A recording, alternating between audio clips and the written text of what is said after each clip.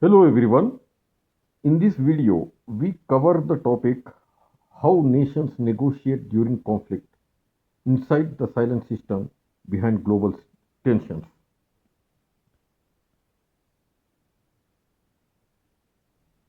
I begin it now.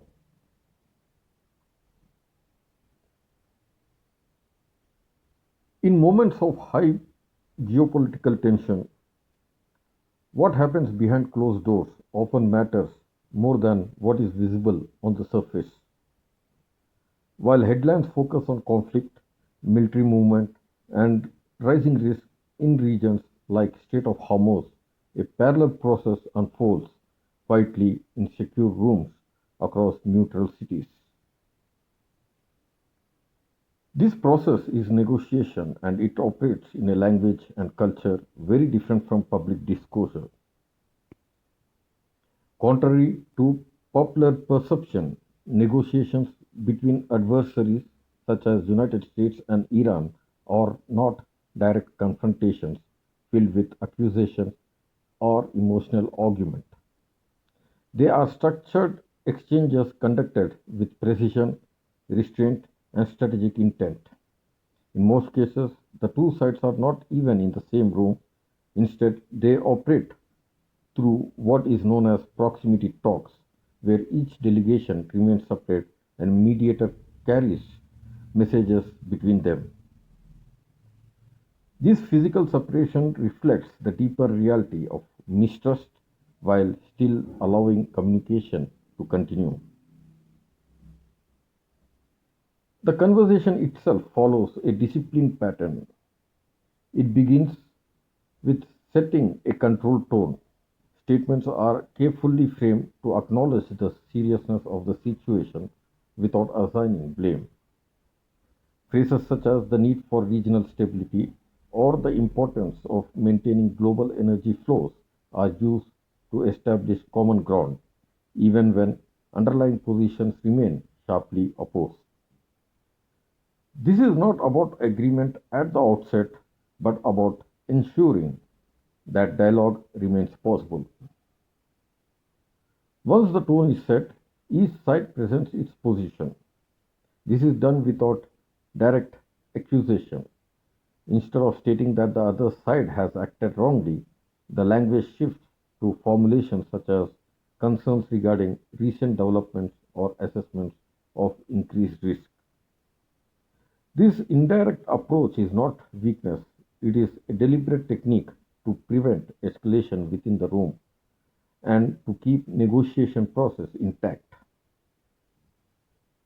The core of the discussion lies in nearly defined demands, but even these are framed within conditions. Negotiation operates on a structural logic of reciprocity. Statements are rarely absolute, they are conditional. If one side ensures safe passage through a critical route, the other may consider reducing certain actions. If escalation is halted, then further discussions can proceed. This if then structure is the backbone of diplomatic negotiation. It allows both sides to move forward without appearing to concede unilaterally.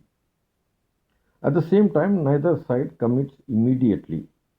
Even when proposals are exchanged, the response often includes a pause. Delegations indicate that the matter will be conveyed to leadership for further consideration. This reflects the reality that final authority does not reside within the room itself. The negotiators are not decision makers in isolation.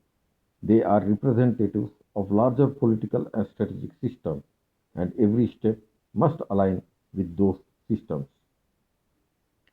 Silence always plays a role in these exchanges. After a proposal is made, a pause can be intentional. It signals reflection, but it can also create pressure. In such environments, what is not said can be significant, can be as significant as what is spoken.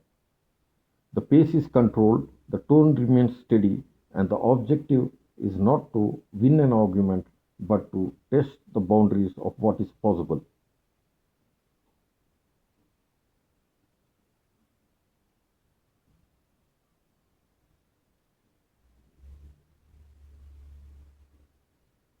The closing of such meetings is equally measured.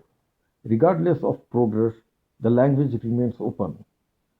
Both sides express appreciation of exchange and indicate willingness to continue discussions. This ensures that the channel remains active. In diplomacy, maintaining the possibility of future dialogue itself is a strategic outcome. What emerges from this process is not immediate resolution but gradual movement. Negotiations during conflict are not designed to produce instant agreements. They are designed to manage escalation, reduce uncertainty, and create pathways for stability. Even when military actions continue outside, dialogue persists within controlled environments.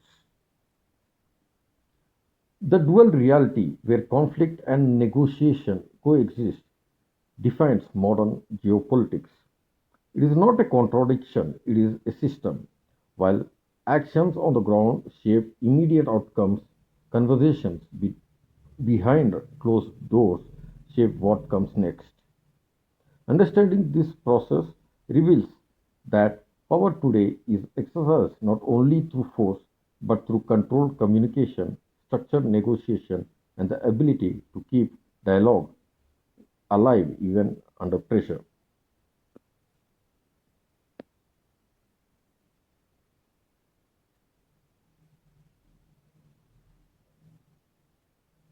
So that's our video about how nations negotiate during conflict inside the silent system behind global tensions. Thank you for tuning in with us. Have a great day.